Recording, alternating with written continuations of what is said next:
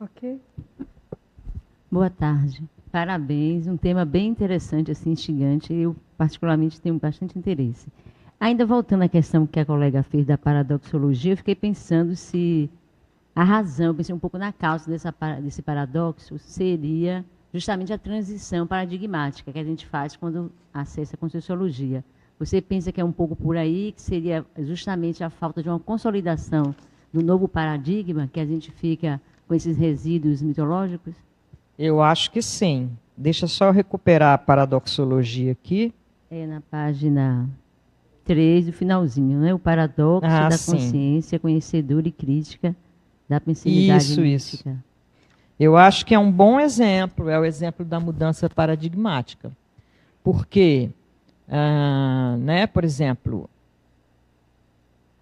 essa ideia né, as ciências humanas, todas elas trabalham com a questão do mito. Tem ciências inteiras dedicadas a estudar isso, né? Antropologia, ciência política, que estuda mitos políticos, a sociologia, né? Eu sou socióloga, eu dei aula de sociologia da cultura há muito tempo. Então eu acho que é um bom exemplo esse, mas não é só nas humanas, assim. Eu acho que todas as ciências elas vão ter pelo simples fato de ser ciência, né? Ela vai trazer essa questão da cientificidade, da razão. Né? Então, a ciência como um todo, ela já quer quebrar os mitos. Né? Ela já se sobrepõe a uma forma de pensar muito antiga, que é antes da ciência, que as pessoas elas não raciocinavam, elas colecionavam crenças, né? E elas interagiam por questão de fé. Quando a ciência se instala, por isso até que eu coloquei aqui o Francis Bacon ali na masculinologia, né? O Francis Bacon, ele é um dos pais do método científico, né? E ele dizia, olha, a gente precisa combater os ídola, que são justamente os mitos. Né? É possível, ele dizendo isso, ó, ele viveu entre 1561 e 1626, no século né, 16 e 17. E ele já tinha essa ideia.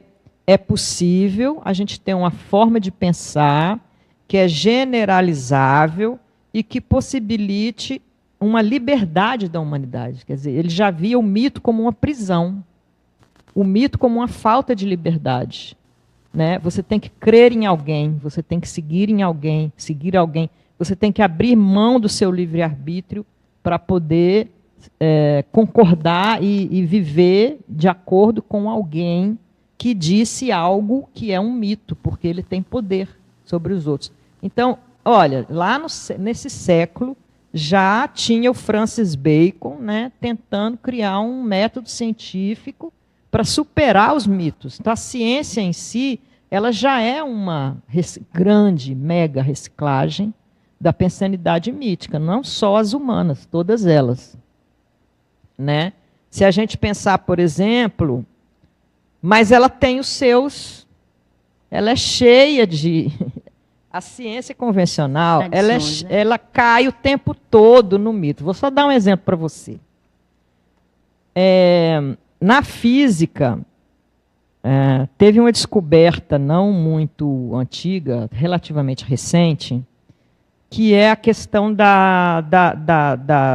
na física quântica, a questão das partículas, né? Que eles estudam muito isso. Né?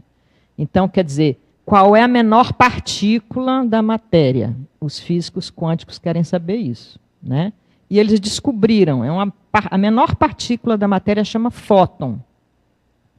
Agora, o que liga os fótons, que faz que tudo funcione no universo? Né? No universo material. Ninguém conseguiu descobrir isso. O que liga, ninguém conseguiu descobrir isso. Até que foi descoberto, né, o físico Higgs, ele descobriu uma partícula que organiza os fótons. É o chamado bóson de Higgs, que a gente vê por aí na vulgarização científica, na mídia, né? O bóson de Higgs, ela é uma partícula que organiza os fótons e que dá uma base para tudo que é material no universo, né? Aí, quer dizer, justamente, mais uma vez, falando na popularização disso, como comunicar isso para os leigos, né?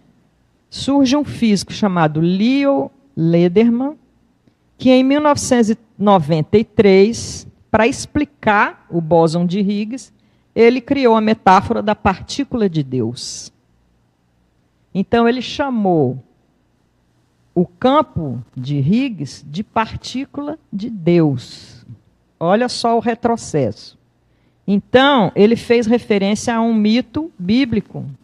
Então, é um mega resquício mítico, mas o cara, ele é físico. Ele está dentro da lógica do Francis Bacon. Ele quer sair do mito. Mas o que ele faz?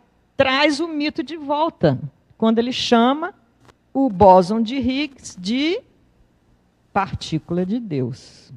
Então, a ciência, ela é o tempo todo, ela leva a rasteira o tempo todo, por falta dessa questão do atilamento, de perceber, né? É aí que está a diferença entre o conhecimento da coisa e aquilo que eu ia dizendo, que é você estar atilado para você não usar, para você reciclar, para você não cair nas armadilhas.